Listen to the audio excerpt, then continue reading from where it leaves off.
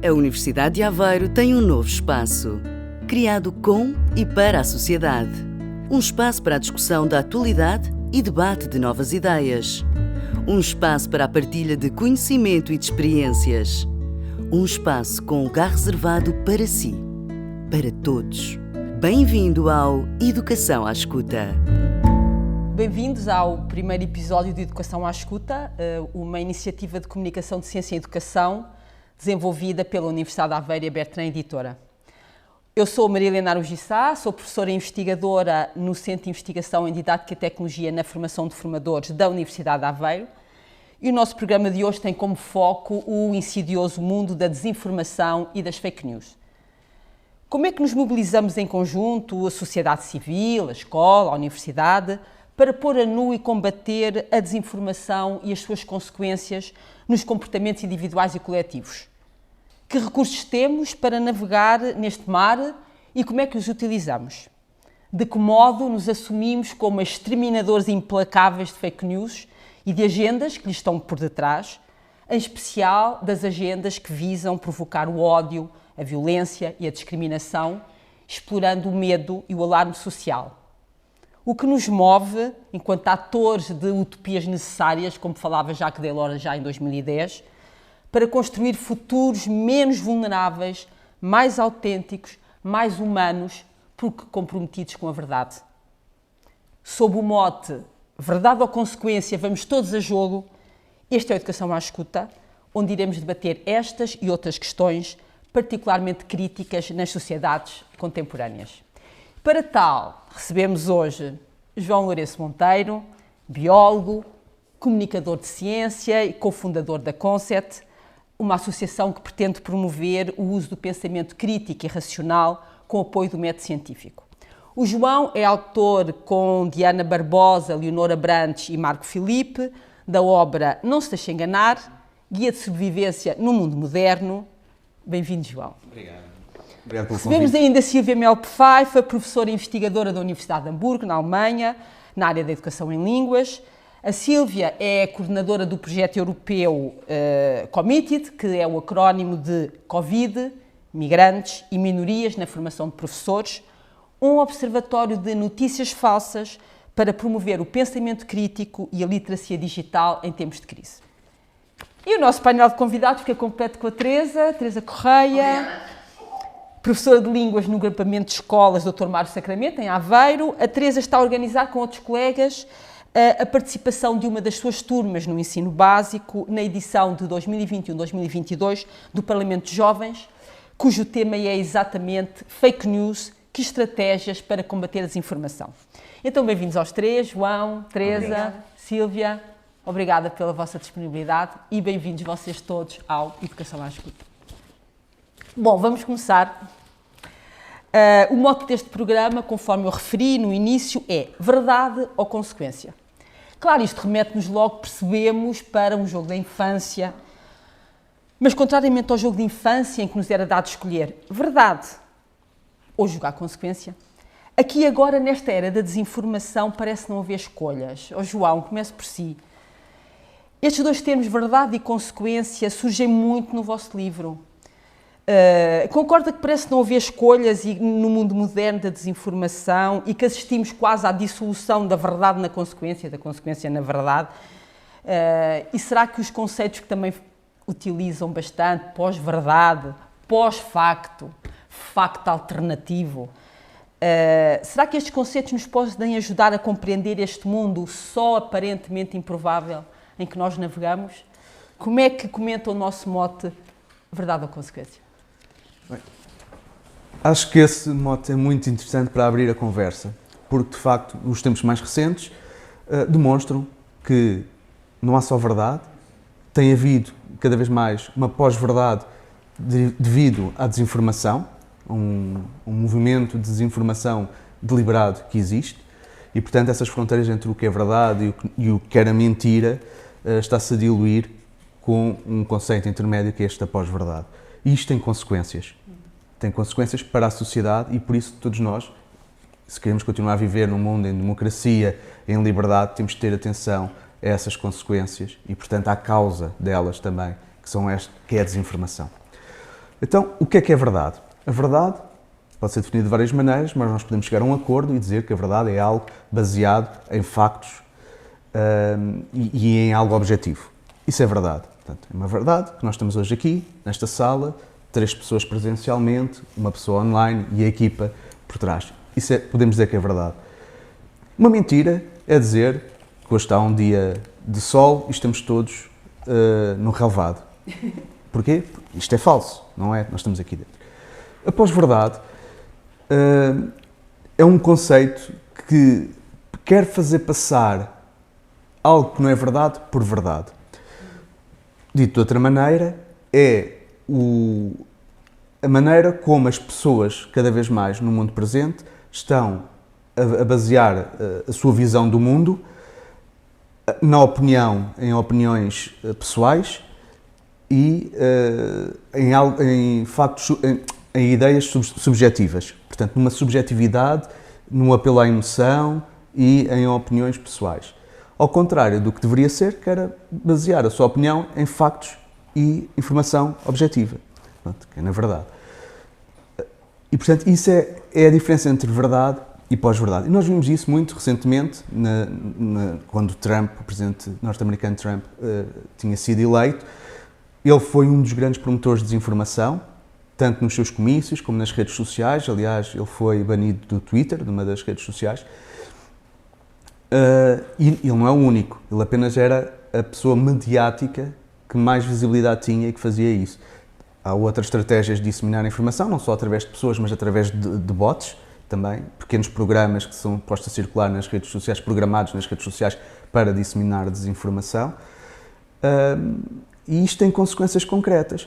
Por exemplo, nessas redes sociais, dentro de grupos de apoiantes ao Trump, circularam várias teorias da conspiração. Já estou aqui a inserir um novo tema. As teorias da conspiração é também um meio de desinformação e que também tem consequências reais. Uma das consequências reais de uma das teorias da conspiração no contexto americano, nos últimos anos, foi o chamado Pizzagate. Portanto, circulou uma teoria da conspiração de que numa pizzaria estariam escondidos crianças numa cave, resultante de uma rede de pedofilia. O que é que acontece? As pessoas, ao lerem e ouvirem estas histórias, ao lerem nas redes sociais e ouvirem estas histórias, obviamente ficam indignadas. E uma das pessoas, um dos leitores dessas teorias da conspiração, dessa teoria da conspiração, foi até à pizzaria, armado, para tentar libertar as crianças. Pronto, aquilo por acaso não resultou em nada, a pizzaria nem sequer tinha cave, não havia lá nenhuma rede pedófila e, portanto, mas isto tem consequências. Portanto, mas tem consequências. Era aí que eu queria chegar, que poderia resultar num tiroteio dentro da pizzaria, claro, com mortes, etc. Sim. Portanto, isto tem consequências. Sim. Obrigada, João. Sim, verdade ou consequência, não há alternativas neste jogo. Sílvia, a sua entrada nesta era da pós-verdade faz pelos discursos de ódio, exatamente, que também o João de alguma forma acabou de evocar, em especial o ódio pelas minorias, incitado pelas crises, não é? No caso do projeto Committed, a crise sanitária provocada pelo vírus Covid-19. Fale-nos um pouco deste projeto, porque este foco nestes discursos de ódio provocados pela crise, que alarmes vos conduziram até este projeto e que verdades ou pós-verdades e que consequências podem estar em jogo? Okay. Muito obrigada pelo convite, por estar presente nesta discussão. É um prazer. Dizer que eu não estou sozinha neste projeto. É preciso que se diga que momentos de pandemia, como o que vivemos com a crise sanitária, não são exclusivos da Alemanha, onde eu estou, mas foi de facto um problema à escala mundial. E sempre que assistimos à emergência destes grandes problemas à escala mundial, é preciso encontrar o bode expiatório. E geralmente vai-se buscar lá fora, vai-se buscar ao outro, vai-se buscar àquele que de alguma forma não é considerado como o nosso semelhante imediato, se quiserem. O que é que acontece? Em contexto alemão, mas também em contacto com colegas investigadores de todo o mundo, com os colegas que comigo estão no projeto, nomeadamente também a Universidade de Aveiro, a Universidade de Pamplona, a Universidade de Tilburg, na Holanda, nós reparámos que havia a tendência ser comum para justificar a emergência do Covid, a disseminação do Covid, nos nossos contextos, sempre recorrendo à diabolização do outro. Fosse do imigrante, fosse do refugiado, fosse dos homossexuais até. Ou seja, sempre o discurso em relação às minorias. A minoria servia para justificar tudo e aparecia sempre em termos de generalizações muito abusivas, de quantificações grotescas mesmo na cobertura não só jornalística, de alguns meios jornalísticos, mas também nas redes sociais. E penso que será um tema em comum com o que o João também já falou, com a questão de espalhar e de vender a banha da cobra um pouco por aí. Como eu estou na área da educação e da formação de professores, também no domínio das línguas, pareceu-nos que seria uma oportunidade para investigar de que forma é que desmontar este tipo de fake news poderia contribuir para o desenvolvimento da competência intercultural de professores e de alunos. Por exemplo, e nomeadamente através da reconstrução de processos de estereotipização. Como é que os imigrantes, como é que as minorias são reportadas, desenhadas nesta cobertura que se faz, nesta pseudo-cobertura até, se quiserem, dos pseudofactos, das verdades alternativas e por isso que o João também já falou. Poderia ainda, se calhar, mas isto ficaria para outro debate, se calhar, pensar o que é subjetividade, mas vou passar a palavra ao estúdio novamente. Obrigada, Sílvia. Estamos a falar tanto de ódio, de ódio, de discriminação, de manipulação, de desinformação, de consequências perigosas. Vamos falar um pouco de amor. Vamos falar da escola. Vamos falar um pouco de amor. Bom, Teresa, eu quando estava a conversar consigo para preparar um pouco também este programa, estava a pensar aquilo que a move como diretora de turma, para levar a sua direção de turma ao Parlamento dos Jovens, onde se vai falar exatamente sobre estas questões. E, ao pensar nisso, lembrei-me de uma compilação das cartas pedagógicas e outros escritos de Paulo Freire. Vejam lá o que eu me fui lembrar. Das cartas pedagógicas e outros escritos de Paulo Freire, e lembrei-me em particular do texto de apresentação desta compilação, que foi escrita pela mulher de Paulo Freire, pela companheira de Paulo Freire, que se chama Ana Maria Araújo Freire, e ela explica que intitulou a este conjunto de textos Pedagogia da Indignação, mas que poderia ter chamado também Pedagogia do Amor. Eu achei curioso, pedagogia da indignação e pedagogia do amor. Ela disse que seria igual. Porquê? Ela explica que ambas as palavras, indignação e amor, traduzem o compromisso de Paulo Freire com a verdade. A questão da verdade e do compromisso com a verdade está por detrás desta ligação que ela faz com a indignação e com o amor. Verdade, ela diz verdade entendido como ética humanista e também como uma praxis. Que se opõe a todas as formas de ignorância. Nós estamos a falar aqui de ignorância e da manipulação de ignorância e, no caso do projeto que a Silvia referiu, a manipulação da ignorância com efeitos de discriminação e de exclusão dos diabos, que são as minorias. Não é? Teresa, acha que uma pedagogia da indignação e do amor poderiam também explicar o seu compromisso e da sua escola, na medida em que há outros professores que estão por trás, o seu compromisso com a verdade, ou a sua motivação, o que é que vos levou, qual foi a vossa motivação para levar uma turma do ensino básico, meninos do 8º ano, a participar neste Parlamento dos Jovens? Porque é que é tão importante fazer viver às turmas e a estes meninos uma experiência sobre a verdade e a não verdade? Obrigada pelo convite. Eu se calhar começava com dois ou três apontamentos de comentários de alunos que ultimamente têm feito. Por exemplo, ainda esta semana, a propósito de trabalhar, pedi que eles, 12º ano, que trabalhassem sobre um tema, uma notícia que eles tivessem ouvido e que quisessem apresentar à turma. Tiveram um pouquinho de tempo para fazer e um grupo de alunos quis aliar o Dia Mundial da Mulher à situação da Ucrânia e às mulheres que neste momento ou ficam ou partem. ou ficam para combater ou partem para, com os seus filhos. E uma das alunas chamou-me: "Oh professora, aqui assim afinal, esta notícia sobre o início, ou porque é que há o Dia Mundial da Mulher, esta notícia não é verdadeira." Então não é verdadeira porquê? Porque esta história que se conta, não, afinal não é verdadeira. Então não é porquê? Porque eu descobri neste site que afinal isso é mentira. Eu perguntei: "Como é que sabes que isso é mentira?" "Porque este site parece-me fidedigno, parece-me certo." Pronto. Outros alunos andavam à procura de outra informação e confrontavam nos seus telemóveis sites diferentes à procura da informação. Portanto, para que um jornal, por exemplo, confirmasse o que o outro jornal dizia. Isto no secundário. No básico, a propósito também aquilo que há bocadinho a Sílvia disse, e o João também, destas diabolizações, e a Helena também, não é? A propósito de toda a história, todos estes mitos que surgiram porque o Covid. Houve um aluno que me disse assim, eu até escrevi: "Oh professora, mas como é que as pessoas acreditam nisso?"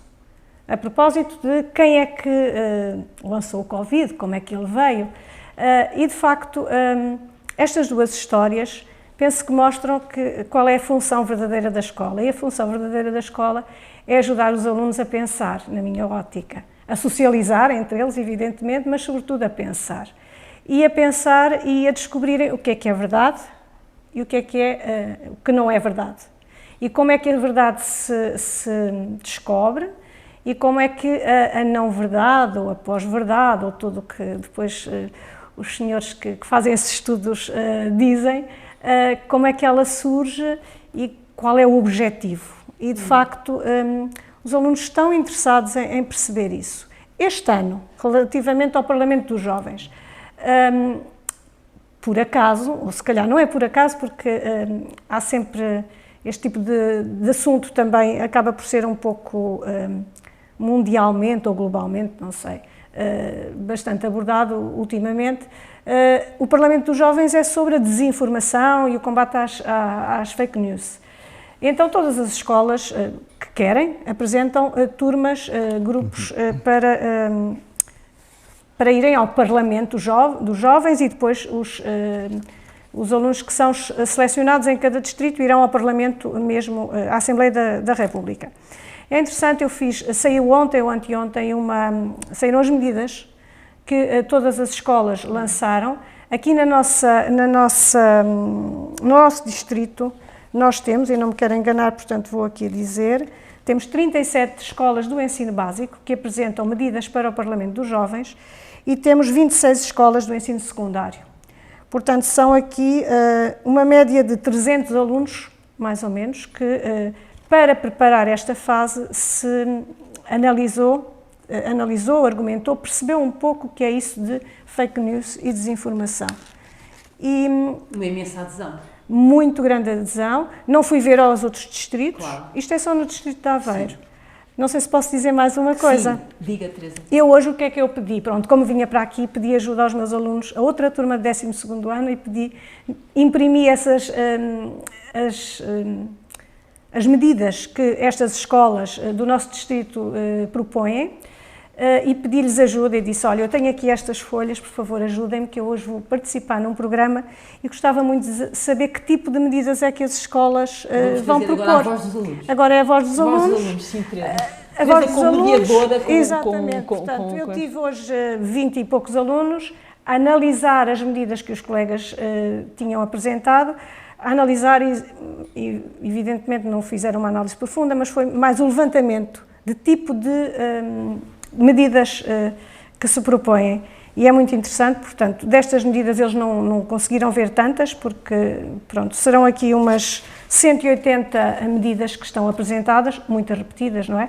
Mas, por exemplo, vimos que para a escola, e é lógico, os alunos propõem, há 30, podem ser repetidas, mas, portanto, 30 medidas, digamos, que são para abordar, sim, campanhas nas escolas, palestras, a disciplina de TIC, por exemplo, que tenha, sobretudo, a análise também dessas de situações de desinformação.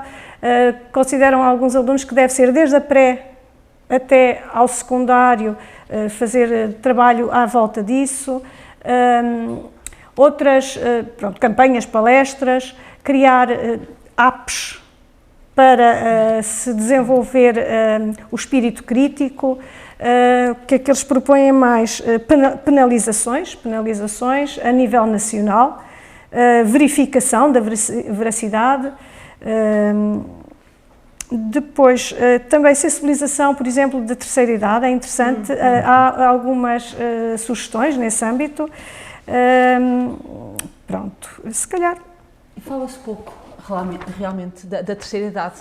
Falaremos nisso talvez à frente, porque talvez se articule muito a questão da desinformação com a digitalização e com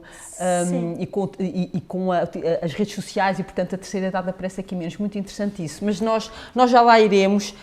Se me permitem, eu iria então agora focar sobre as fake news em si. Okay. Ou seja, estamos a falar de quê? Como é que isto se cria?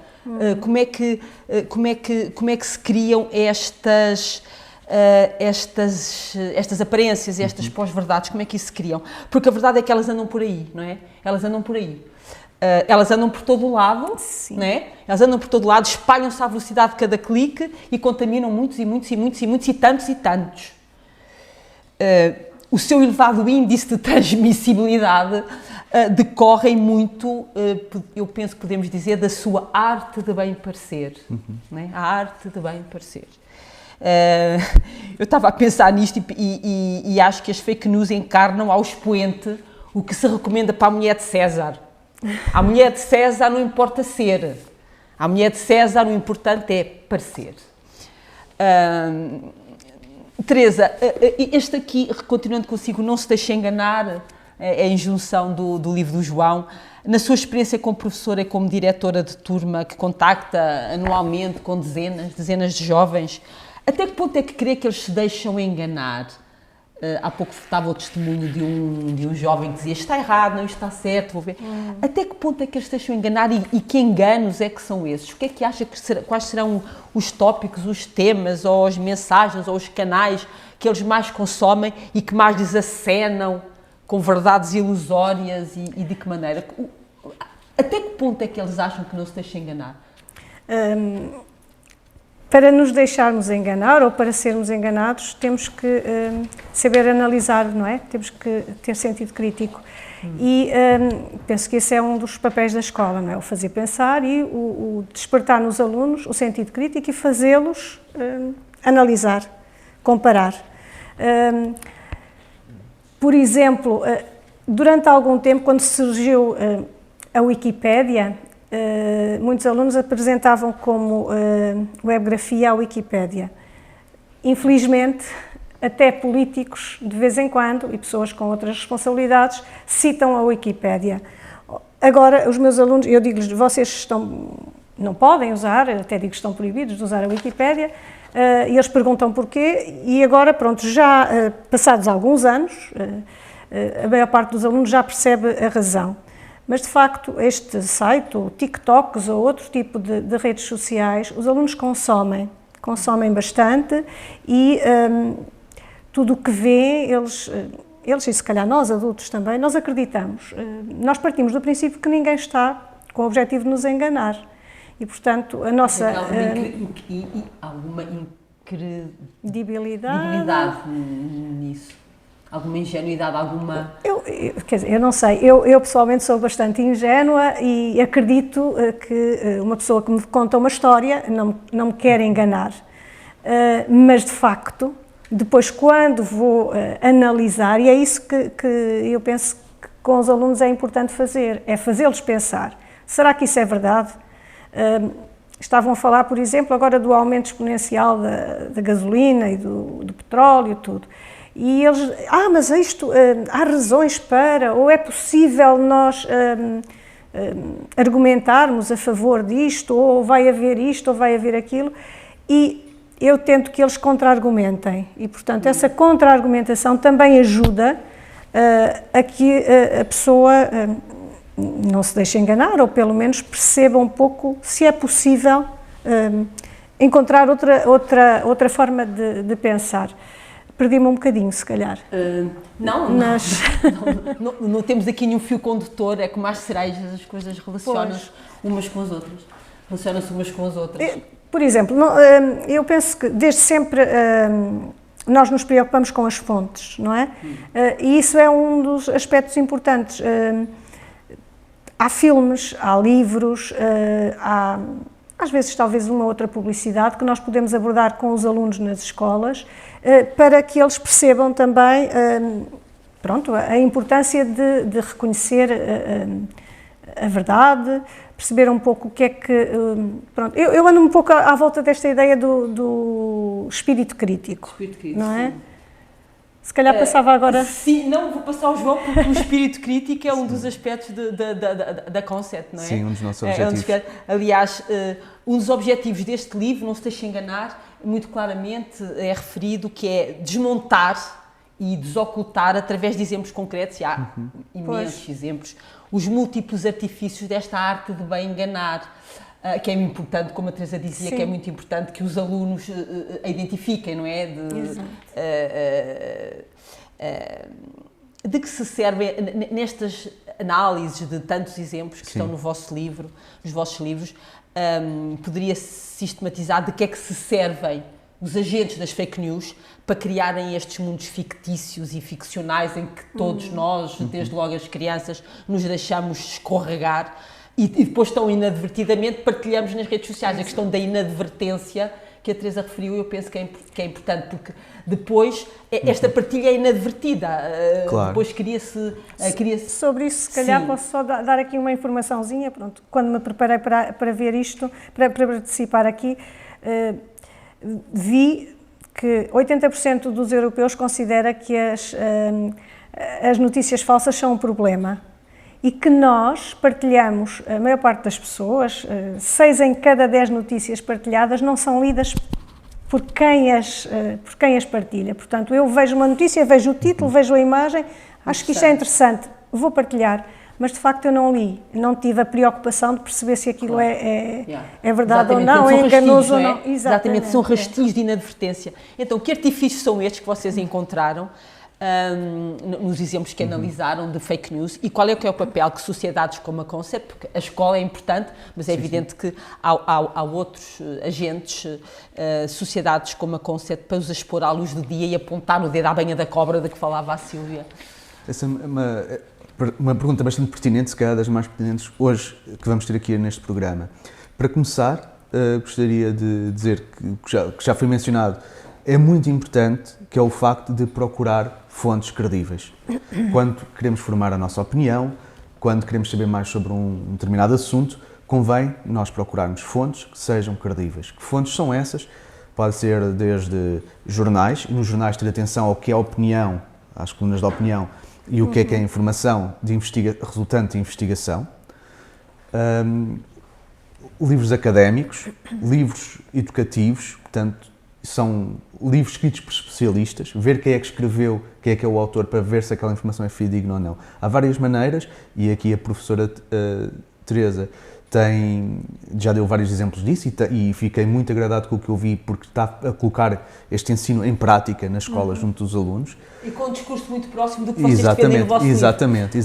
É curioso, portanto, quando neste modo também dizíamos vamos todos a jogo, curiosamente parece que estamos a ir todos a jogo com guias de sobrevivência semelhantes. Exatamente. Mas depois também ouviremos assim mais daqui a pouco. E é preciso reconhecer que existe um problema, em primeiro lugar, porque para haver soluções temos de reconhecer que o problema existe, que está lá, e defini-lo bem. Isso está identificado, portanto há um problema generalizado em todos os países de desinformação.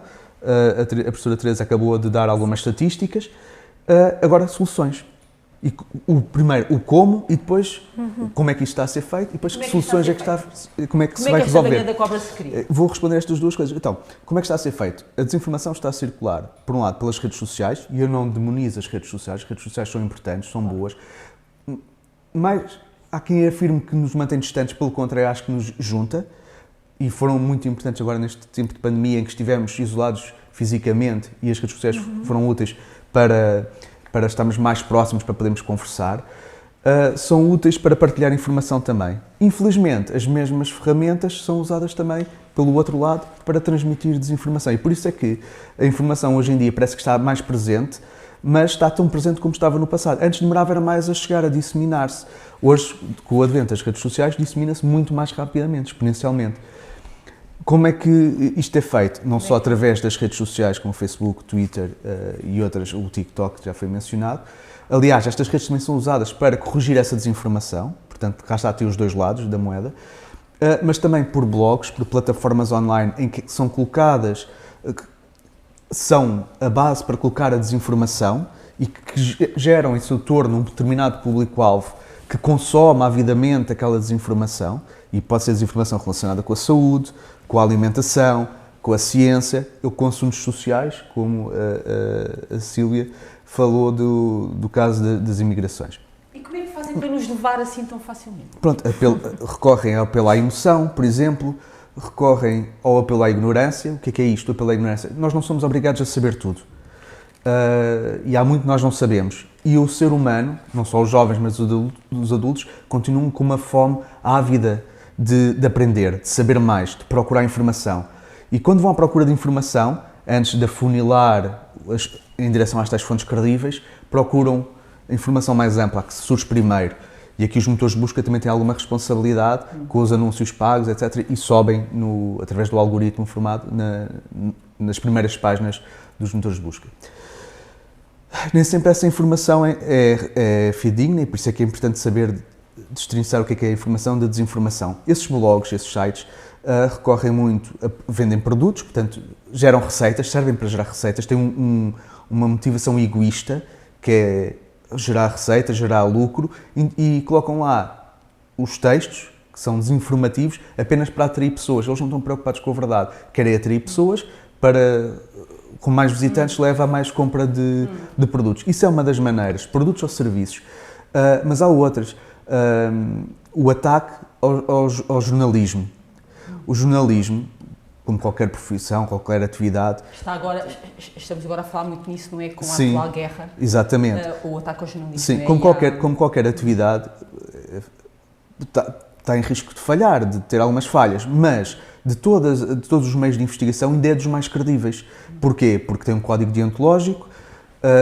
Em Portugal o jornalismo tende a ser independente, há outros países em que não é assim, eles são assumidamente de uma posição ou de outra, mas de qualquer maneira o jornalismo, e vou-me centrar no caso em português, em tendência, no geral, é uma fonte credível de busca de informação, obviamente separando o que é opinião do que é informação real. Ora, essas plataformas de desinformação o que fazem é um ataque deliberado ao jornalismo, e já vou explicar porquê.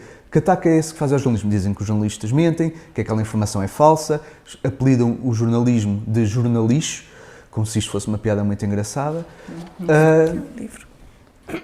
E qual é a motivação de fazer esse ataque ao jornalismo? Que é para o jornalismo perder credibilidade aos olhos das pessoas, e as pessoas depois têm de procurar uma fonte alternativa de informação. E de onde é que surge essa fonte alternativa de informação? Essas mesmas plataformas que acusam o jornalismo de estar a enganar as pessoas. E então as pessoas pensam, ok, então esta plataforma é que deve ser credível porque está a pôr uma informação, está-nos a apresentar uma informação contrária. E essa informação não é informação, é desinformação. Pronto, isso acontece com vários sites, com várias plataformas online, não só nos Estados Unidos, mas também em Portugal. E pronto, há essa motivação. Há uma motivação de atacar fontes credíveis para depois se afirmarem elas próprias como fontes credíveis e com motivações de receitas para poderem continuar a funcionar. João, deixa-me perguntar aqui à Sílvia uma questão. O João está a falar muito em gerar economia, gerar recursos, gerar receitas. Fala muito em receitas, Sílvia, e gerar ódio. Gerar ódio, não é? Os discursos de ódio, há pouco, em que os outros, a diabolização dos outros nestes discursos, os outros são responsáveis por todos os males e eles são especialmente perversos, não é? Desta arte de bem parecer. Estamos a falar de gerar receitas, mas aqui estamos a falar de gerar guerra, não é? Algo que neste momento nos deixa em estado de grande emoção e de grande sofrimento, não é?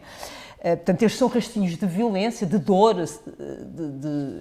de apelo, porque apelam ao medo, ao alarme individual, ao alarme social, e depois estão ao serviço de agendas e de ideologias também particularmente perigosas, não é? Particularmente perigosas.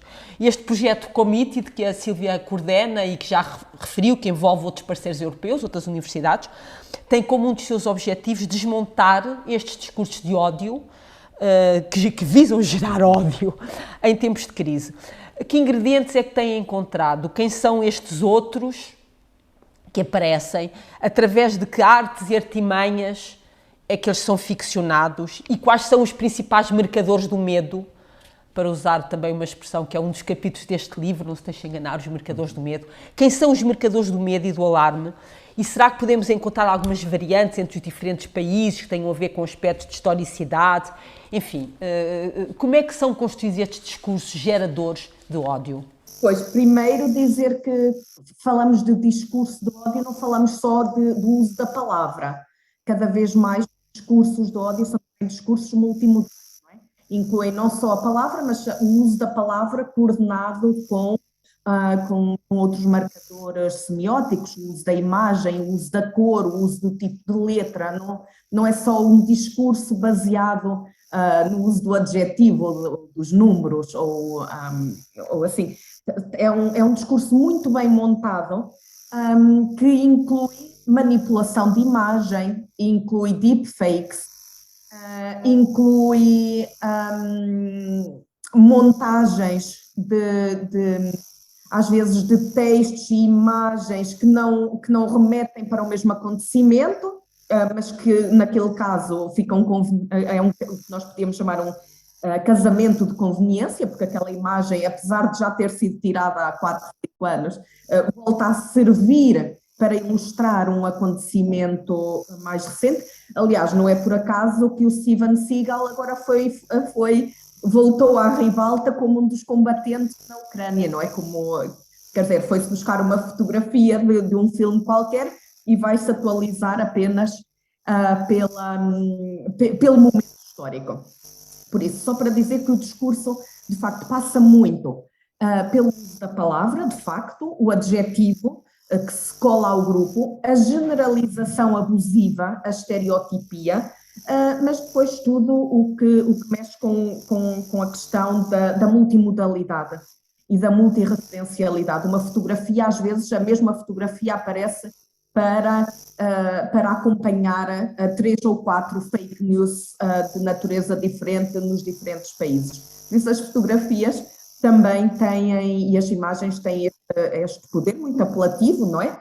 Porque lá está, acabam por responder e por terem uma resposta ao que o João estava a dizer, de responder à emoção, a questão de gerir a incerteza, de gerir a imprevisibilidade, o desconhecido, tudo isto que causa problemas, e através desta fabricação acaba-se por responder a esta necessidade tão humana que é fazer face ao desconhecido. Eu queria só voltar a dois temas, já que estou com a palavra, que tem a ver com a própria definição de fake news. Disse-se que a questão da fake news remete para falsidade, fake é falso. O que nós temos na nossa análise no projeto Committed é que nem sempre tudo é 100% falso. E um dos truques que nós mais temos analisado neste projeto é a mistura, de facto, insidiosa. Já foi dito muitas vezes, a questão de ser insidioso, de verdades, de nomes reais, de sujeitos reais, de fontes reais, mas que depois são twisted, é-lhes dada a volta, é introduzido um elemento falacioso que depois torna a notícia fake.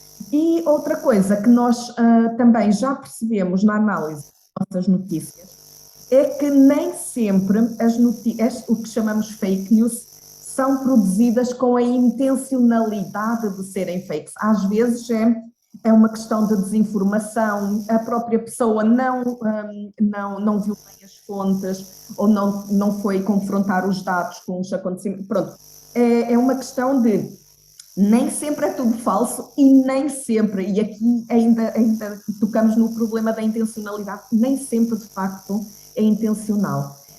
Ou seja, nem sempre se consegue também descobrir qual é a agenda que está por trás, nem sempre se consegue desmontar a motivação para aquela criação. Às vezes é simplesmente desinformação não intencional.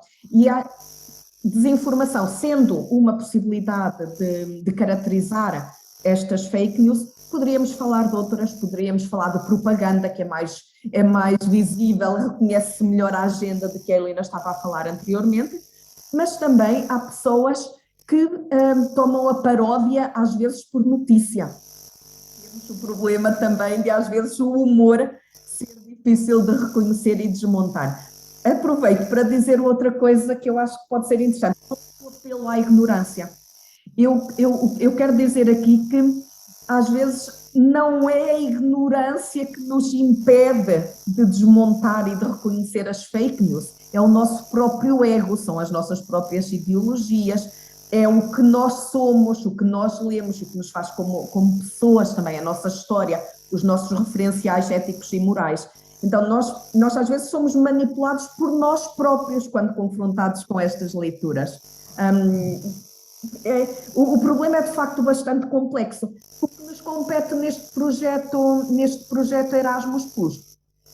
Bom, nós queremos conhecer os hábitos de consumo destas fake news, saber se professores e alunos têm consciência deste universo e como é que lidam com ele, que é para depois podermos criar recursos pedagógicos e formativos adaptados a estes hábitos de consumo, de circulação e de partilha. Uma questão que eu gostaria de colocar é o seguinte, e aqui de alguma forma também já surgiu, faz-se muito uma articulação destes fenómenos da desinformação e com os ares dos tempos, não é? Articulando com as digitalizações, com as eras digitais, é um pouco os ares do tempo. Antigamente não era assim. Normalmente, antigamente, nunca nada era assim. Aliás, um dos livros que nós apresentaremos no final fala um pouco disso. Antigamente, hoje é sempre pior, não é? Estamos sempre a caminhar para um mundo pior, e é um pouco também o que a Silvia dizia.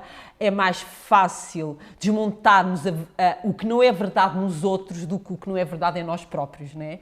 E, portanto, esta tendência para achar que estamos sempre a ser piores é algo que nos caracteriza como uma forma mais imediata de ler o mundo e de avançar em percorrer o nosso caminho. Portanto, isto também, a desinformação são ares do tempo. Ora, a verdade é que se nós pensarmos, banhas da cobra, ilusionistas, bruxos, endireitas, feiticeiros, leitores de borras de café, de búzios, de gurus, bom, sempre existiram, não é? E sempre tiveram legiões de seguidores, não é? Aliás, o Carlos Fiolhais e o David Marçal, no prefácio deste livro, do João e dos colegas, eles dizem exatamente que esta desinformação, estes bruxos, são tão antigos como a própria ciência. Então, o que é que há de novo, João? O que é que há de novo? Olha, o que há de novo é, por um lado, a linguagem utilizada. A linguagem também é adaptada. Aliás, o João aos tempos. utiliza um termo, há um capítulo que tem um termo em que fala de engraçadismo, por exemplo, que se pode juntar com a questão do humor de que a Silvia fala. Portanto, o que há de novo, a linguagem, o que é que há de novo? Então, o engraçadismo ocorre muito nas notícias, portanto, os temas escolhidos para algumas notícias de ciência, o nosso livro, apesar de não se focar só, em grande parte foca-se nos temas relacionados com a ciência, um bocado por defeito profissional, que somos ou cientistas ou historiadores, portanto fomos usar esses exemplos, mas quando se tenta passar alguma notícia de ciência, em vez de explicar qual é que foi o problema levantado, o que é que foi estudado, qual foi a metodologia utilizada e as conclusões a que se chegaram, às vezes pegam-se em notícias apenas por serem engraçadas, há ali um contexto engraçado, e a ciência é mais do que isso. A ciência, por um lado, interessa-se por assuntos para os quais apenas se quer saber mais, portanto é a chamada investigação pura ou básica, e depois também a chamada investigação aplicada, portanto quando já há um problema definido e queremos resolvê-lo. Portanto, a maneira como às vezes os meios de comunicação tentam passar a ciência vão pegar naqueles exemplos mais caricatos, mais curiosos, e a ciência é muito mais do que isso. E às vezes passa-se uma ideia incompleta, não vou dizer errada, mas incompleta do que é a ciência. E engraçadismo é isso. Depois também há o conceito de pseudociência, E aqui recorre-se também muito, apoia-se na linguagem. O que é que eu quero dizer com isto? A pseudociência é aquilo que não é ciência, mas que tenta adaptar, parece, como é que parece? É de César. Exatamente, vai buscar a linguagem, os conceitos, quando aparece na televisão, são atores que vão lá que nós não com uma nada, bata, claro, exatamente, utilizam uma bata, a gente mas associa parece-nos logo, muito credível. muito credível, pronto. O que é que mudou do passado para cá? Mudou a linguagem. Portanto, enquanto antes se falava no magnetismo, que era o que estava em voga na época, no século XIX, o magnetismo, a fisiologia, agora é a neurociência, é quântica. Quântica parece-me a nanotecnologia, bastante credível. Nanotecnologia, portanto, são temas que de facto são científicos, mas que no contexto em que são apresentados não têm nada de ciência. E é normal as pessoas vão ler um folheto, uma publicidade ou um livro e veem lá, espera aí, isto está aqui uma cura que por trás está baseada na quântica, na medicina quântica, que não existe medicina quântica, portanto existe sim física quântica, existe química quântica, mas a medicina quântica é uma fantasia, é um logro. Existe a computação quântica também, isso também é verdade, resulta da investigação aplicada. Portanto, utilizam estes conceitos para depois dar credibilidade ao seu discurso. Um cientista da NASA descobriu, um cientista de uma universidade conceituada descobriu. Portanto, vão sempre buscar a ciência. Porquê? Porque a ciência tem uma grande credibilidade, tem um selo de qualidade. Porquê? Porque testa o que diz. A ciência não quer só provar, o método científico não é para provar que está certo, é para provar que algo está errado. Porque se demonstrarmos se não conseguimos demonstrar que algo está errado, é porque provavelmente está certo. E há bocado falou-se na incerteza, e a ciência é feita à base de incerteza. E por isso é que são sempre necessários mais estudos para confirmar ou não as conclusões a que estamos a chegar. Portanto, o que mudou foi isso, foi a velocidade através das redes sociais, dos meios tecnológicos atuais para disseminar a desinformação. Mudou também a linguagem, portanto, uma linguagem com os temas do presente. Há de ser a robótica, há de ser algo relacionado com o mundo digital. Aliás, também não é por acaso que se vê que muita desinformação que depois leva a burlas agora estão relacionadas com as criptomoedas, com os NFTs, com toda uma nova gíria que está a surgir. As pessoas querem entrar nesse meio, não sabem como e são enganadas, porque ouvem os termos, acham que aquilo é credível e depois acaba, o resultado é em burlas e em enganos e tudo isso. Portanto, mais uma vez, nos próximos tempos eu acho que também esta linguagem vai se adaptar para estas novas tecnologias que estão agora a surgir e que são muito recentes. Teresa, como é que... A Teresa já é professora há algum tempo. Algum. Sem chamar nada. A Teresa já é professora há algum tempo, nós já nos conhecemos há algum tempo. O que é que veria que pode haver de novo neste consumo da desinformação, ou nesta relação com a verdade o que é que poderá haver aqui que possamos dizer que não são apenas ares do tempo, que de alguma forma é uma questão que...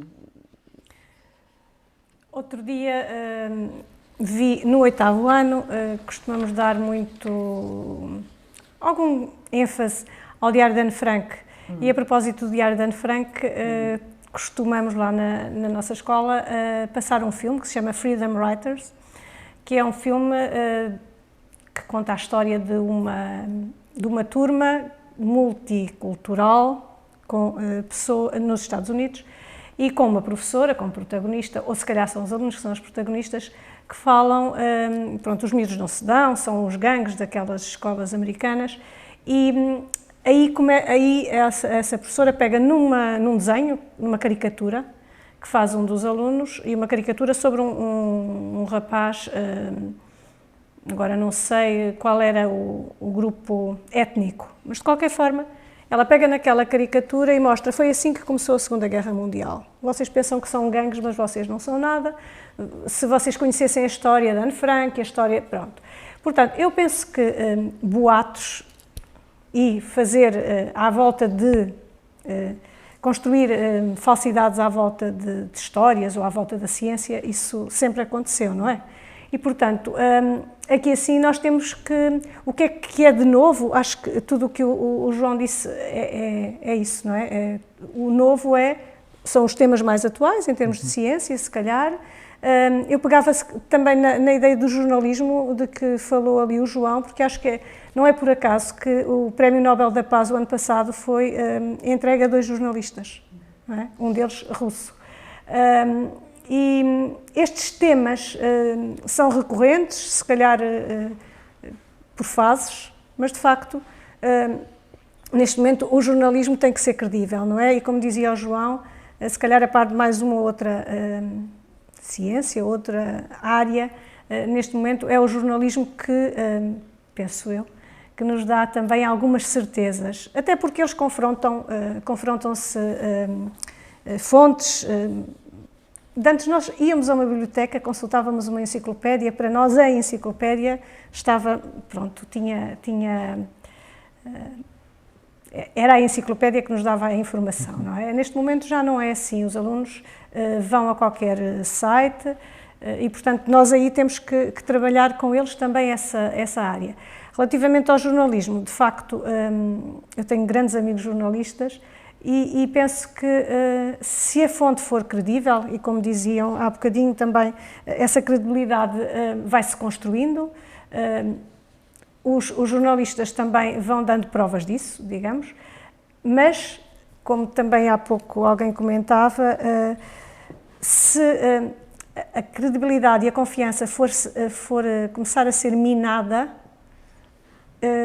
nós não consideramos aquele site, não consideramos aquele jornal.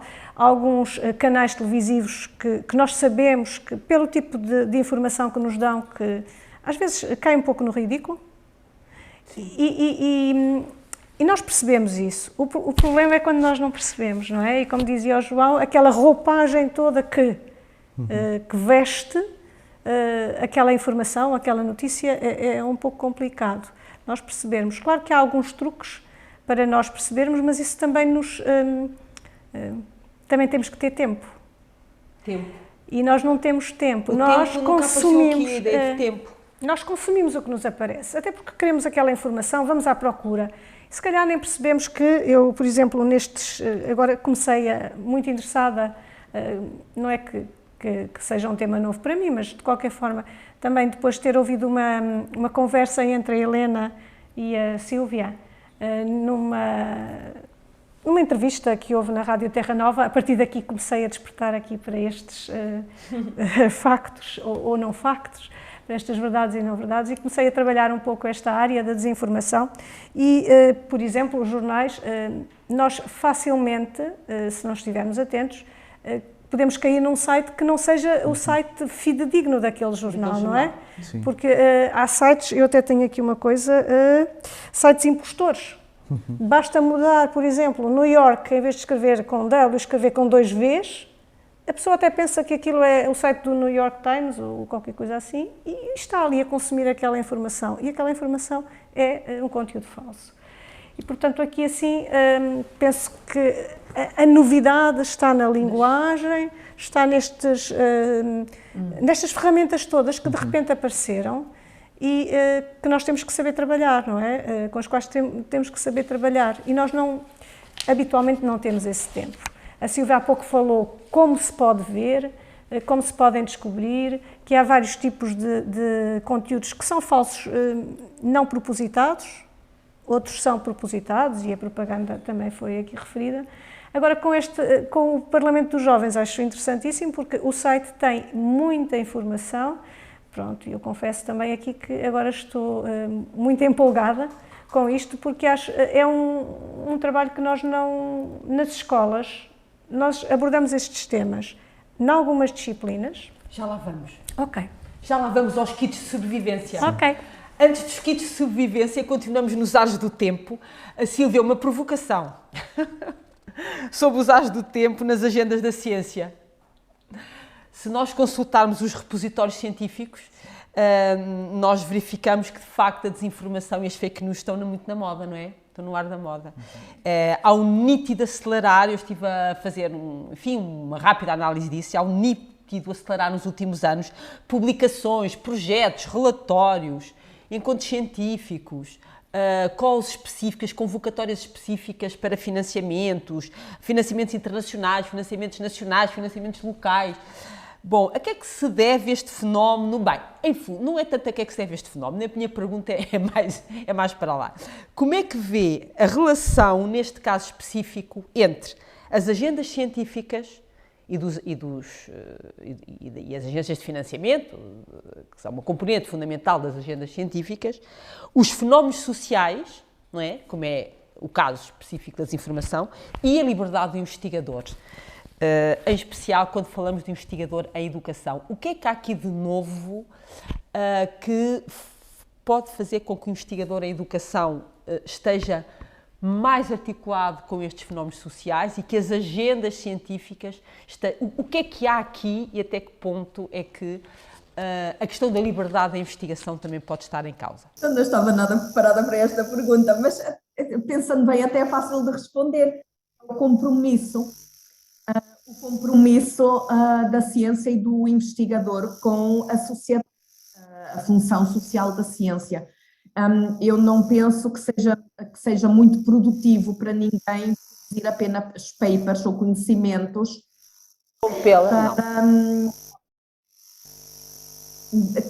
Não é preciso, não é produtivo produzir ciência apenas pelo prazer da produção que isso poderá dar. Faz muito mais sentido produzir ciência, mesmo no âmbito de programas financiados e projetos financiados com dinheiros públicos.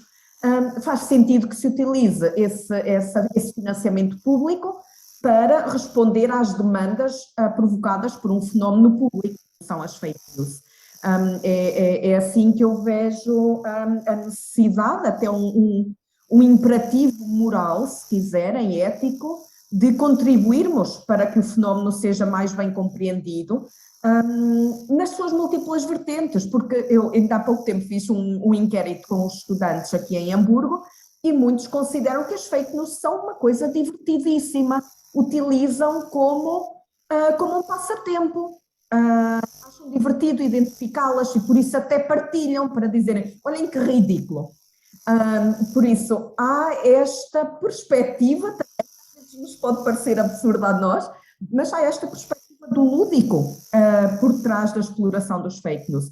Descobrir esta perspectiva do lúdico, do que a eles lhe parece divertido e quase paródia, é importante para nós pensarmos tratamentos diferenciados, mesmo em termos pedagógicos, das fake news em sala de aula e nos contextos educativos. Por isso, bom, eu diria que é isto, é o compromisso da ciência, um compromisso que a ciência sempre teve, porque a ciência também não é um facto novo. Há pouco estávamos a falar do que é novo no mundo das fake news. Eu diria que é uma coisa que existe nas fake news, que existe na ciência, não é da pseudociência, que é a perenidade da informação e das fake news. Desaparecem, a ciência não, embora possa evoluir. E é a questão da normalização até das fake news. O consumo, a frequência do consumo que aumentou muito, porque o boato, o ouvir dizer, os fatos novos do imperador, isso sempre existiu. A fantasia é uma capacidade humana e ainda bem, mas há estas duas coisas que mudam na questão da fake news. Uma preocupação em lançar sempre novas informações que acabam por ser perenes, extinguem-se como um fogo fátuo, e depois a normalização deste consumo, que é já li, já esqueci, partilho, não partilho, mas que rapidamente passa pela consciência das pessoas como algo sem importância. Deixem-me só voltar também a dizer uma coisa que me esqueci de responder há pouco quando me perguntaram acerca da especificidade e da historicidade das fake news. No projeto Committed, o que nós vimos para já foi que, por exemplo, em países como a Espanha, que tem recebido um importante número de imigrantes, por exemplo, de Marrocos, muitas das informações sobre fake news acerca da relação do Covid com imigrantes é os imigrantes africanos, nomeadamente de Marrocos, que ficam instalados no Hotel Manolo, esses é que são culpados pela disseminação do Covid. Na Alemanha, infelizmente, também houve um grande aumento do sentimento do antissemitismo relacionados com o fake news, relacionados também com o acolhimento dos refugiados nesta onda mais recente. Por isso, olha, é contextual, mas servem-se dos mesmos procedimentos de montagem. Só são adaptados, têm uma roupagem um pouco diferente dependendo dos países e das línguas também em que circulam. Obrigada, Sílvia. Bom, vamos então passar para a verdade como praxis e para os instrumentos de navegação, aos guias de sobrevivência. Conforme a Sílvia há pouco referia, uma ciência mais implicada, mais comprometida, sempre houve, mas corresponde a um movimento claro da ciência. Estávamos longe. Eu não sei se vocês sabem quem é o tio Alberto, dos 5. Sim. O tio Alberto, que era o pai da Zé e que se isolava na ilha Quirrim para fazer as suas descobertas, e quão longe estamos um pouco desse tio Alberto, esse cientista, essa ideia do cientista meio louco, meio vivendo em universos paralelos e completamente desligado. Eu acho que de facto se assiste hoje a esta implicação, mas esta implicação implica também meios de ação, não é? E portanto passamos aos kits de sobrevivência. Bom, o Chico Buarque naquela canção dos Argonautas, ele dizia: navegar é preciso, viver também. E, portanto, voltamos ao jogo da verdade ou consequência, não é? E a consequência pode ser não viver, e por isso navegar é preciso e viver também. E como é que nós vamos viver neste mar de desinformação? E para isso nós precisamos de instrumentos de navegação, não é? Precisamos de instrumentos de navegação. Já foram aqui falados vários, mas o João fala-nos do seu guia de sobrevivência no mundo moderno. O que é que ele contém? Há um conceito que fala muito, que é o ceticismo científico. Sim. É uma palavra que aparece muito. Ceticismo científico é uma expressão que se vê muito no livro, não é? Desde logo na capa, na designação da própria comunidade. Conceito significa Comunidade Cética Portuguesa. Conceito, Comunidade Cética Portuguesa.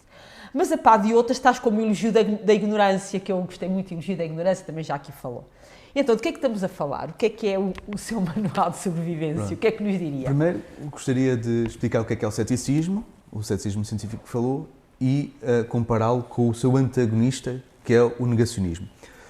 O ceticismo é quando nós temos alguma dúvida, vamos recorrer ao pensamento crítico, já foi aqui falado, e procurar evidências concretas, fidedignas, provas que sustentem a nossa informação.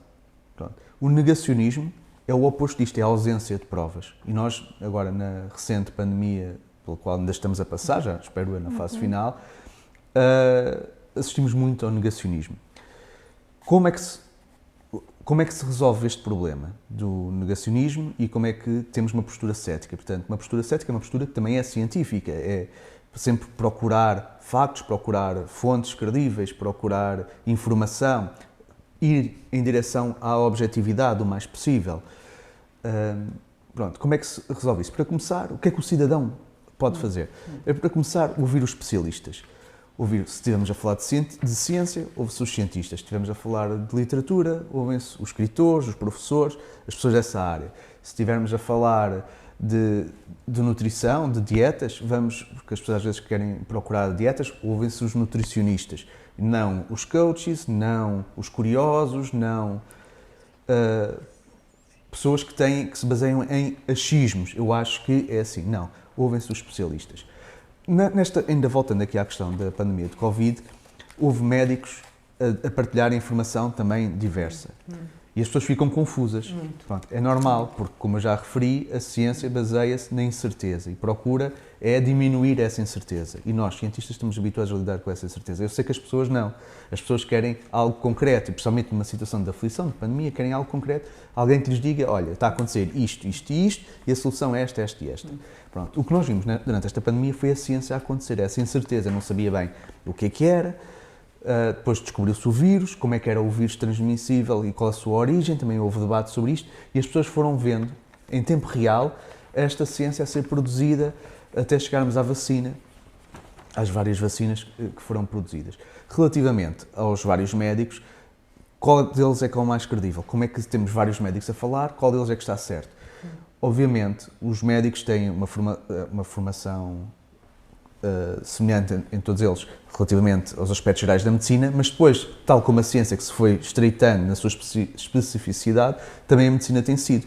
Então, se estamos perante uma doença respiratória, uma doença vírica, os médicos mais especializados para falarem são os virologistas, são os pneumologistas, portanto, são os trabalhos também ouvir os que estão no campo, neste caso nos hospitais, os epidemiologistas também, os médicos de saúde pública, portanto, esses estarão mais aptos a falar sobre o tema do que médicos de outras áreas mais distantes.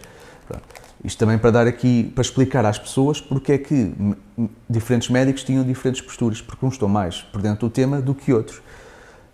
Por exemplo, no nosso caso, nós durante a pandemia não falámos muito, porque apesar de tanto eu como os nossos colegas biólogos estarmos mais aptos a falar de virologia, achamos que isto era um tema tão específico ao qual nós não nos atrevemos a falar, para não gerar mais ruído, e optámos por divulgar o que considerámos informação fidedigna. Se tivesse sido a do Governo, tivesse sido a dos epidemiologistas e os médicos de saúde pública. Ou seja, nós aqui, nesta situação concreta, servimos de veículo de informação credível, em vez de sermos nós a produzir esses textos. Precisamente porque não nos consideramos as pessoas mais aptas a fazer isso. A outra pergunta que colocou foi... O elogio da ignorância, Sim. que já falou, o cepticismo científico. Pronto, o que era o ceticismo? São os ingredientes do vosso manual de sobrevivência. Sim, também muito importante, para além de ouvir os especialistas e fazer a triagem de informação, como já foi dita, isso é extremamente importante, era por aí que fica. A triagem de informação tem a ver um pouco com a ideia que também se refere neste livro de procurar a verdade por si mesmo, né? Procurar a verdade por si mesmo, fazer perguntas, cultivar o pensamento crítico e racional e ensinar a pensar, que era o que a Teresa falava, não é? Ensinar a pensar talvez seja um hiperónimo que junta isto tudo, procurar a verdade por si mesmo, desenvolver o pensamento crítico, o pensamento racional, fazer perguntas, que também são ferramentas deste manual de sobrevivência para navegar na desinformação. Teresa, estes instrumentos de navegação, estas ferramentas, acha que fazem parte da agenda educativa da escola? Se sim, Teresa, como? Neste momento, fiz algumas perguntas a colegas, sobretudo de línguas, porque eu sou professora de línguas e, portanto, queria perceber até que ponto é que nas nossas disciplinas, nos programas de línguas estrangeiras, se tratavam estes temas. Trata-se o tema da informação, desinformação, trata-se no básico, trata-se no ensino secundário também. Penso que em História talvez também se aborde um pouco. Relativamente na escola há talvez 3 grandes secções, digamos, de abordagem. São os conteúdos programáticos, não é? E nesses conteúdos programáticos, então, como disse, nas disciplinas, tanto no básico como no secundário, trabalham-se esta área da informação, desinformação, perceber se os aspectos são verdadeiros ou não. Depois, temos a área de uma biblioteca escolar, que é o repositório muito importante, e temos vários alunos que consultam muitos livros na biblioteca. Para me preparar para este debate, para esta conversa, vi se havia algum livro na biblioteca e, de facto, sobre este assunto específico, apesar de há muitos anos ter começado a falar sobre a desinformação, nós não tínhamos nenhum livro. Foi interessante. Pronto, imediatamente a bibliotecária tratou do assunto e, portanto, já lá temos. Já desafiei vários alunos para irem consultar esses livros, mas ainda não tive sorte. Mas penso que iremos, depois deles saberem que, enfim, a professora veio a uma entrevista, pode ser que a uma conversa, pode ser que fiquem interessados e também leiam alguns livros, mas de qualquer forma, os alunos são muito curiosos e, portanto, eu penso que tanto pelos programas como pelo repositório da biblioteca e depois também outro aspecto que é importantíssimo nas escolas são os projetos. Os projetos, sejam de saúde, sejam de educação para os média, ou o Parlamento dos Jovens, por exemplo. Há muitos projetos que são feitos nas escolas à volta da informação, desinformação. Eu lembro que há uns anos eu fiz na chamada área de projeto, agora falamos em DAC, Domínios da Autonomia Curricular, já teve muitos nomes, este tipo de trabalhos. Nessa área de projeto, nós fazíamos aquilo que considerávamos os professores das turmas, aquilo que considerávamos importante também em discussão com os alunos, e nós tivemos um bom período a trabalhar a educação para os média. E eu penso que esta parte da educação para os média, não só para as redes sociais, mas também para os jornais, é muito importante. Outro aspecto também que me parece que, pronto, que é de facto necessário para regular um pouco, para ajudar a regular, é desmontar a influência dos influencers. Sim. Neste momento, os alunos veem TikToks, há muitos influenciadores e, de facto, pronto, alguns é pela paródia, como há pouco alguém disse, não é? É pela brincadeira, até acham piada, fazer piadas com este ou com aquele, com este político ou com aquela situação, ou com aquele grupo étnico, e, portanto, nada contra os influencers, mas atenção ao tipo de influência e, sobretudo, nós, como eu disse há pouco, somos ingênuos e acreditamos naquilo que ouvimos. E, portanto, não conseguimos distanciar-nos a maior parte das vezes, e os miúdos que estão em formação, muito menos, não é? Não se conseguem distanciar do que é uma brincadeira, se eu não disser as coisas, pronto, o tom, eu sei que aquela pessoa está a brincar, mas ele vai passando, e vai passando essa informação. E, portanto, sabermos regular essa informação nem sempre é fácil. E depois, claro, há entidades reguladoras que, a nível nacional, e que nós podemos convidar e que vão às escolas para fazer palestras, para conversar com as pessoas, como a entidade reguladora para a comunicação social, que vai várias vezes às escolas, tem também site, Facebook, redes sociais, há também o Centro Nacional de Cibersegurança, que é interessantíssimo, há o projeto da Escola Segura, os polícias, os senhores agentes da Escola Segura vão muito às escolas, trabalham estas áreas com os alunos, sobretudo a nível do bullying também, que é um aspecto que podemos associar a isto. Agora, eu acho que era importante que houvesse, há projetos de escola, há projetos, planos de atividades que prevêem um trabalho concertado. Isto não pode ser uma vez. Vamos todos a jogo, como o nosso programa, vamos todos a jogo, não é?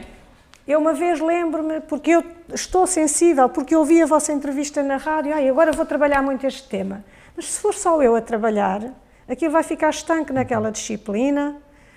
Se eu não tiver comigo, se não for todo o conselho de turma, todos os professores a trabalharem, pronto, em vários âmbitos, evidentemente, não é? A trabalharem isto, é uma vez. E nós sabemos que se nós ouvirmos uma vez, provavelmente não vamos fixar nada, não é? Aqui, há uns tempos, um aluno, depois de um debate, não sobre estes assuntos, mas sobre outros da adolescência, um aluno veio-me dizer no final, até me emocionei, professora, já sei o que eu quero ser quando for grande. Então, o que é? Quero mudar o ensino em Portugal. É extraordinário. Quero mudar o ensino em Portugal. É um rapaz de 13 anos. Diz, então temos aqui um futuro Ministro da Educação. E ele disse-me, talvez. É preciso, os miúdos entusiasmam-se para conversar sobre muitos temas. E às vezes nós, professores, dizemos assim, não posso falar sobre isso porque não está nos meus conteúdos. Não é matéria lecionável.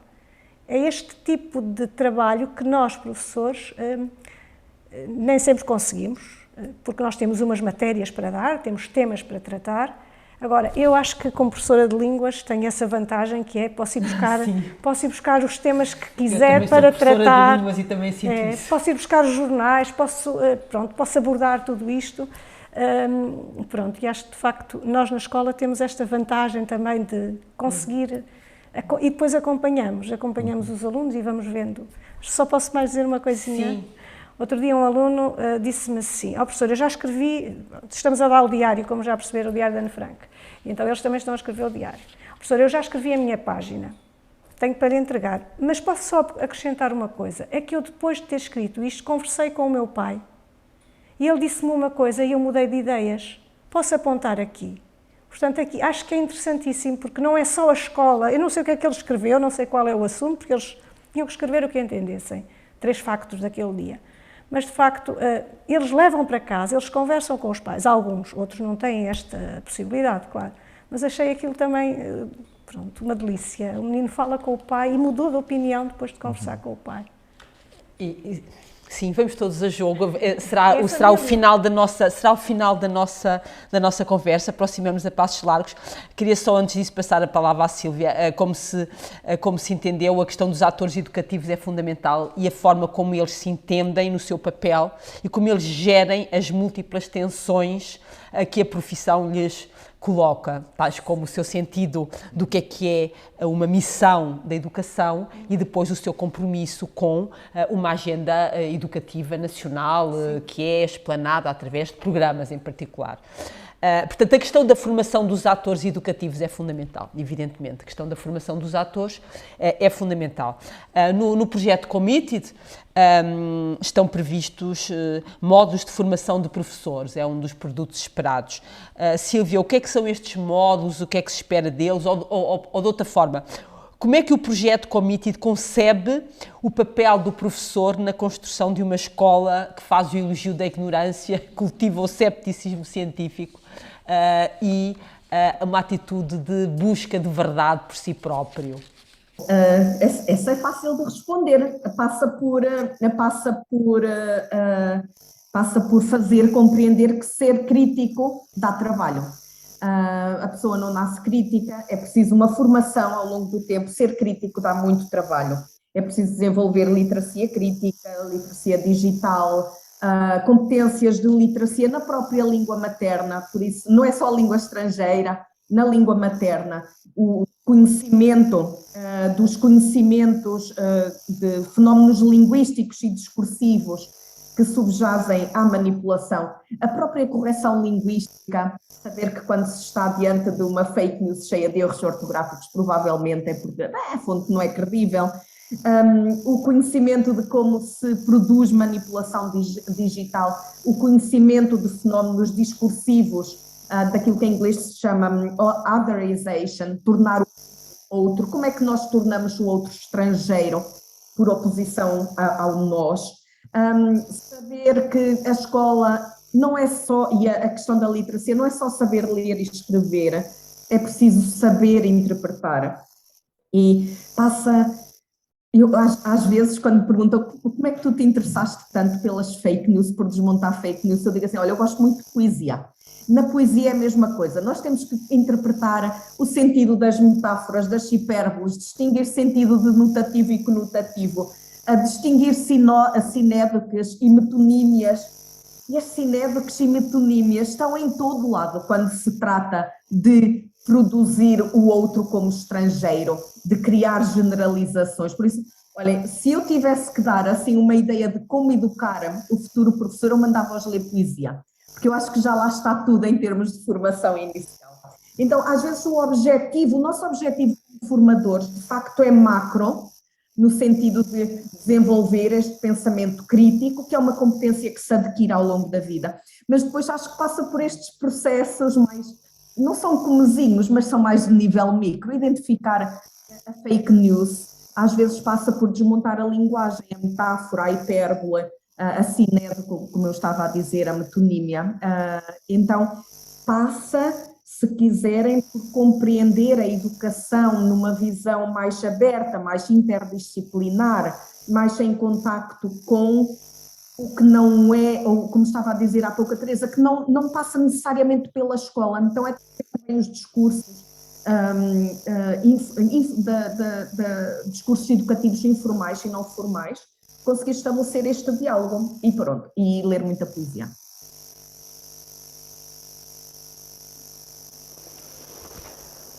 Ler poesia como estratégia de formação. Deixem-me levar pela poesia. Esqueci-me de dizer o que é que são os módulos, Helena. Então, os módulos. É sobre como transformar fake news em recursos pedagógicos, quer para trabalhar na aula de línguas, na aula de língua materna, na aula de geografia, história, que são outras disciplinas em que se poderia tratar o tema das fake news com grande à vontade, porque com uma grande relação também com os conteúdos curriculares. Então, um dos módulos trata precisamente desse aproveitamento didático das fake news como recurso pedagógico, quer para disciplinas específicas, quer também para trabalhar de forma interdisciplinar em diferentes áreas curriculares.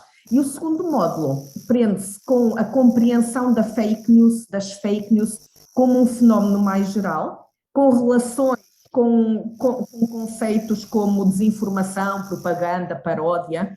Vamos, inclusive, a criar um glossário para explicar um pouco o que são estes conceitos, distingui-los. Há pontos de contacto, mas também há muita divergência, e tratam quase da fake news como um género, não um género literário, que às vezes até parece, mas como algo com o qual estamos em contacto em diferentes modos. Vamos portanto, trabalhar o próprio conceito de fake news, a sua relação também com a possibilidade de desenvolver a competência intercultural de professores e de alunos, porque eu acho que o professor também precisa de se informar acerca destes conteúdos, para depois também ter uma atuação mais consciente na sala de aula e reconhecer que é preciso também desenvolver compreensões diferenciadas da forma como os alunos contactam com fake news. Obrigada. Bom, aproximamos a passos largos do final da nossa conversa. Vamos para a nossa última ronda e que exatamente à qual eu chamei exatamente Vamos Todos a Jogo. Já está uma ronda muito anunciada, já nos fomos conduzindo para este final, mas vamos de uma forma mais sistemática perceber qual é o papel que cada um pode aqui assumir.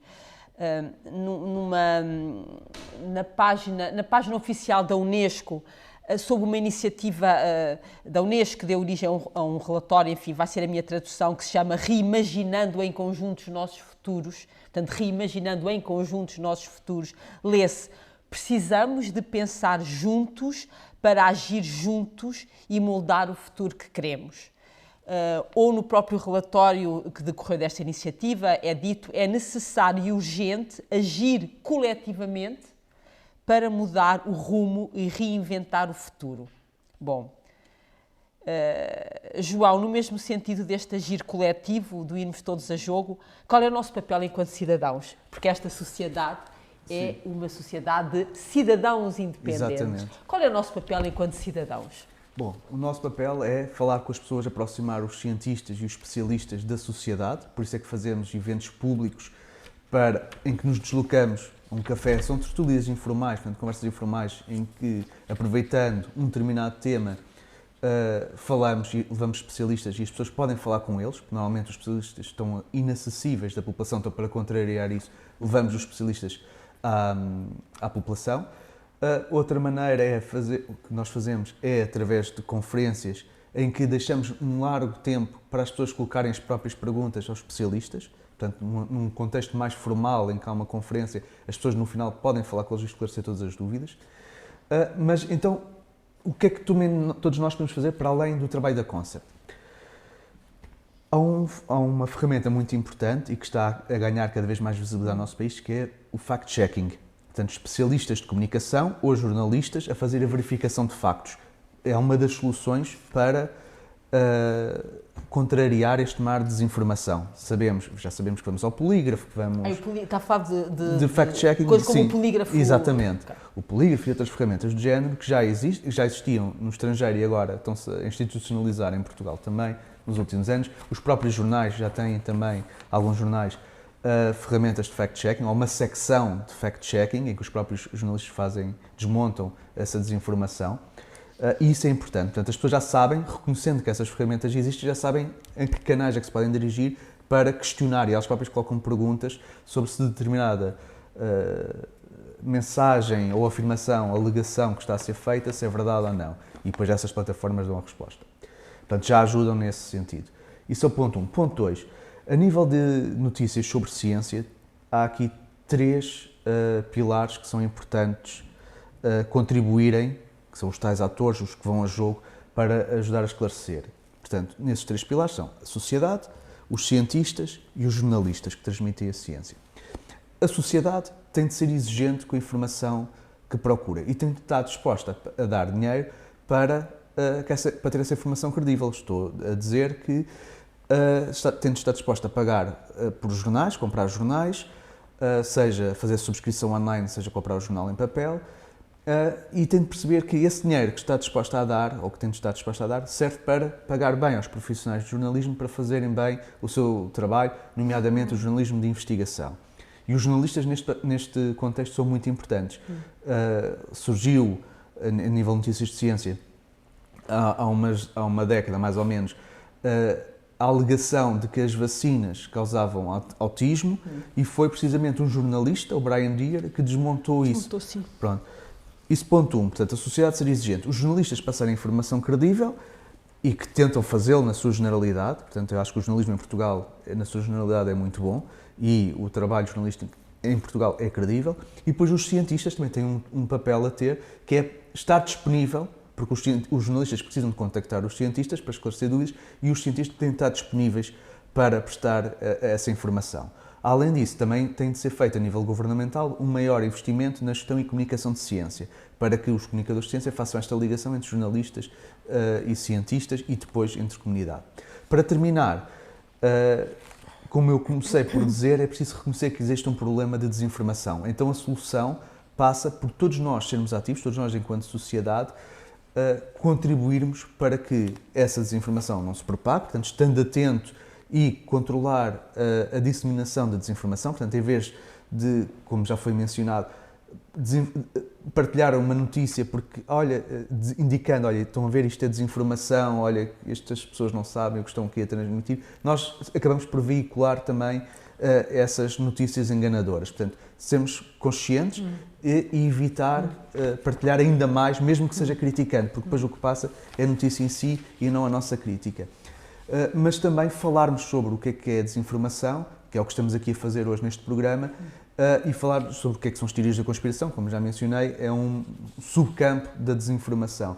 E quanto mais nós falarmos sobre isso, quanto mais nós alertarmos, estarmos nós alerta e alertarmos os outros ao nosso redor, estamos a contribuir para que essa desinformação fique contínua, fique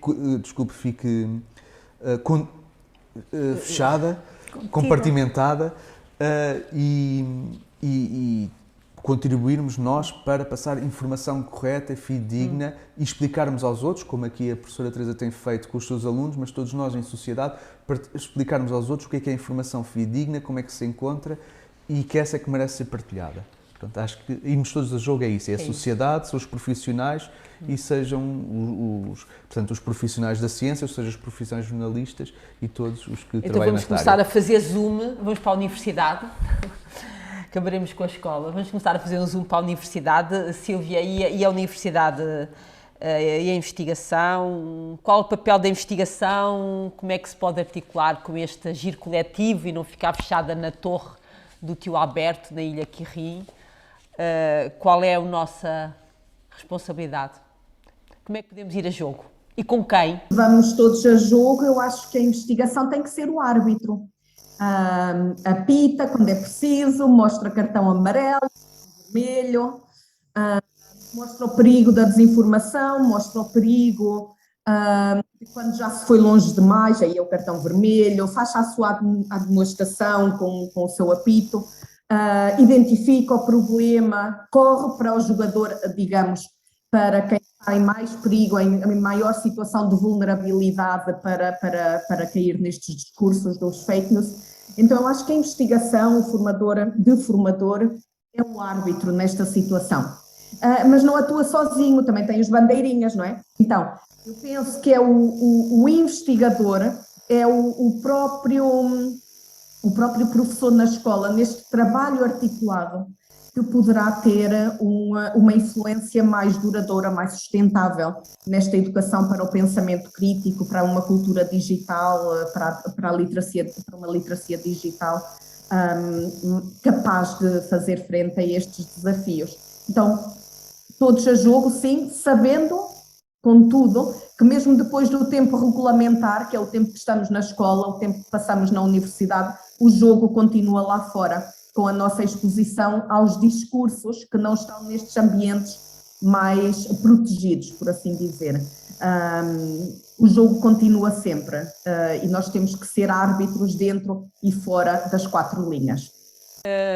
A escola, colocamos a bola na escola, a Silvia passou-vos a bola para a escola. Claro que a escola terá um papel maior neste agir coletivo. Teresa, no relatório que eu mencionei acima da Unesco, portanto ele foi publicado recentemente, em novembro do ano passado, defende-se que as escolas são primordiais, mas que necessitam de ser reinventadas para melhor promover a transformação do mundo. É o que dizia ao meu aluno, não é? Portanto, Eu o meu quero ser aluno, ministro da Educação. ele não disse que queria ser ministro, mas que queria mudar a educação, o ensino em Portugal. Portanto, temos esperança, mas enquanto ele não for crescido, estamos cá nós, não é? Qual será o sentido desta transformação para cumprir estes papéis? Eu penso que esta mediação que a escola tem, não é? Na escola aprende-se de tudo, até a andar de bicicleta. Agora parece que se passa para a escola todas as obrigações e não pode ser assim. Mas de facto a escola é na escola que a maior parte das crianças e adolescentes e jovens e estudantes universitários passam o seu tempo, não é?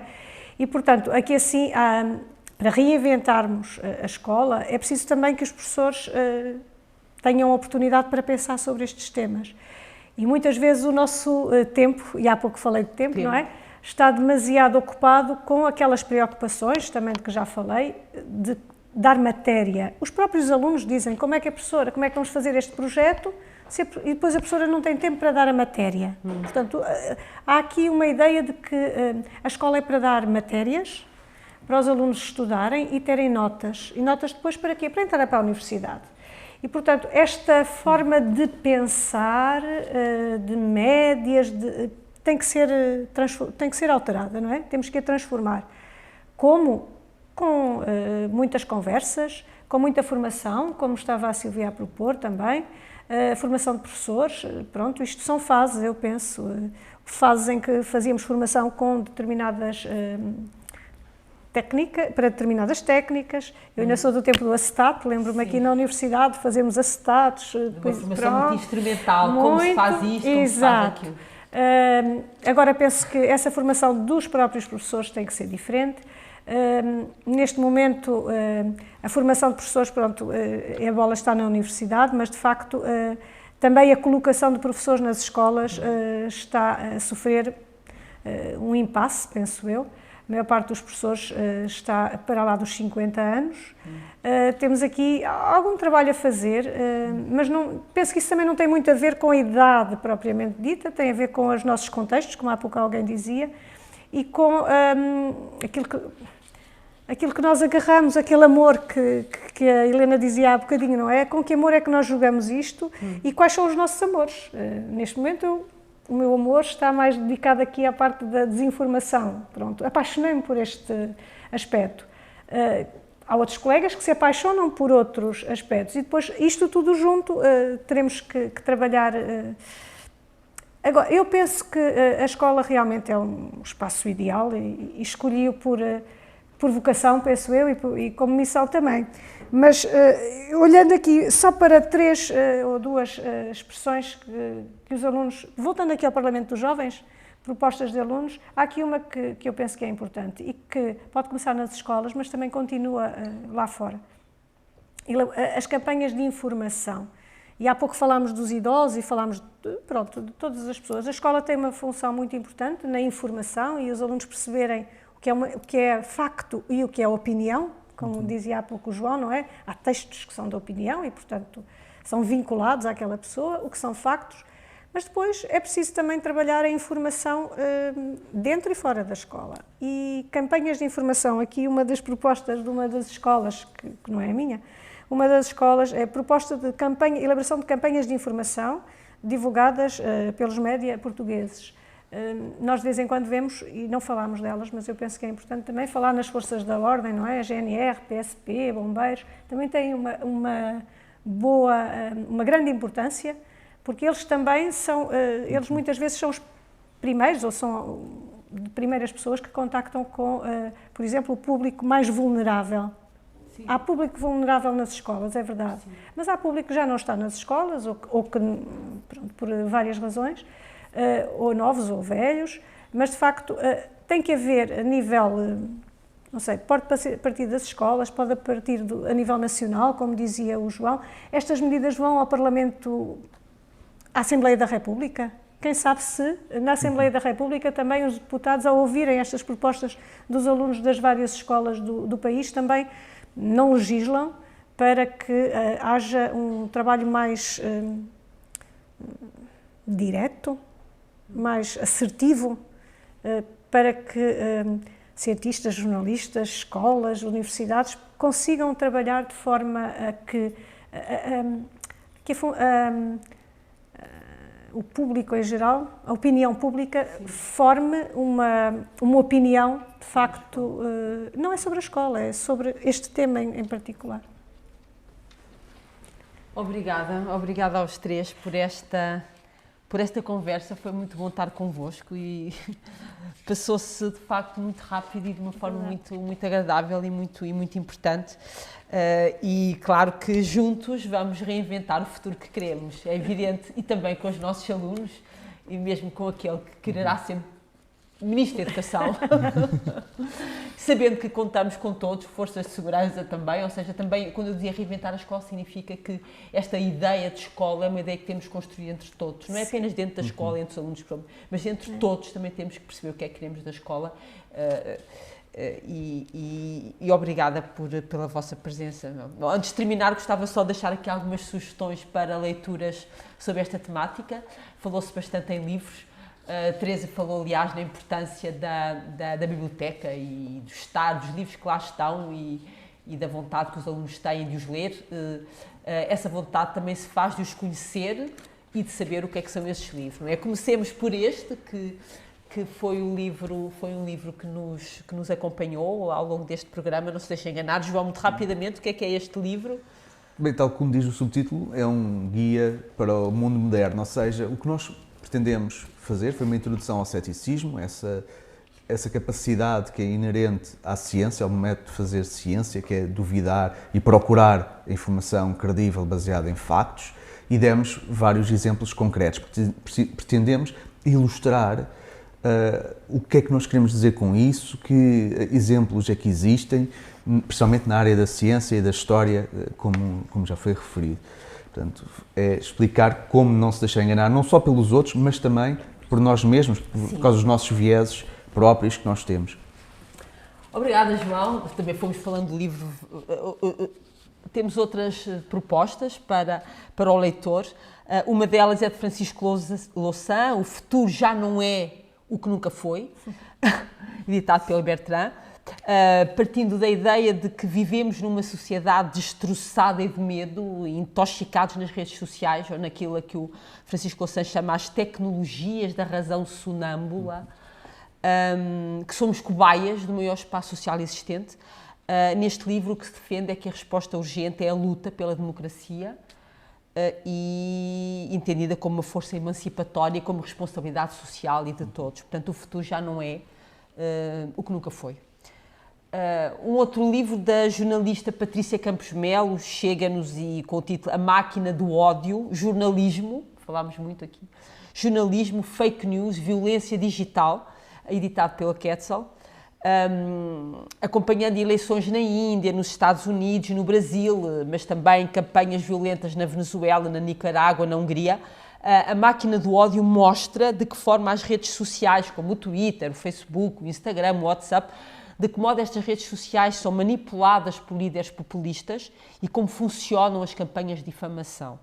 Portanto, é uma análise que se faz, claro, num quadro mais amplo sobre a liberdade da imprensa, num livro que é claramente um manifesto em defesa da informação, que aqui foi referido como um aspecto fundamental.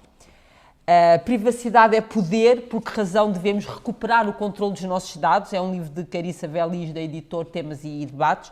É outra proposta. A autora parte da constatação de que somos constantemente vigiados pelos governos, por centenas de companhias, e que não temos disso consciência nem demos autorização, e que o poder que detém sobre nós assenta nos nossos dados pessoais.